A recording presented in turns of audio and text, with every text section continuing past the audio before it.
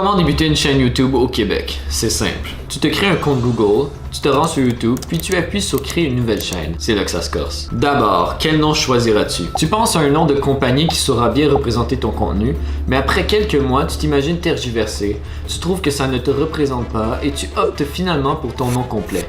Le seul problème, c'est que personne n'a jamais pu le prononcer du premier coup, ni tes amis, ni tes professeurs durant tout ton secondaire. Ensuite, dans quelle langue est-ce que tu dois parler? À qui t'adresses-tu? Tu peux parler en anglais et rejoindre le monde au grand complet, mais tu prends le risque d'avoir l'air un peu fou, un peu moins dynamique, un peu moins cohérent, un peu moins tout au final. Tu peux parler en français, le français de la ville d'où tu viens, le français de Radio-Canada ou le français parisien parce que tu as peur de recevoir des commentaires sur ton accent. Tu peux aussi décider de parler un peu des deux, ce qu'on appelle le franglais, parce que tu consommes plus de produits américains et que ça te ferait bizarre de dire abonnez-vous au lieu de subscribe.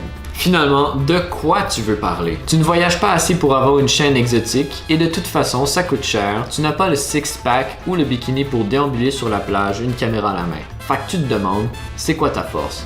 Qu'est-ce que tu connais et qu'est-ce que tu pourrais partager avec autrui? L'affaire, c'est que tu as étudié les mathématiques pures, tu es un mécanicien automobile ou un joueur de jeux vidéo professionnel, puis tu te dis que ton sujet est trop sérieux, pas assez sérieux, trop pointu, trop peu pointu. Qu'est-ce qu'on fait? Je m'appelle Cédric Trahan et j'ai pris la décision d'arrêter de me poser des questions. Bienvenue sur ma nouvelle chaîne YouTube.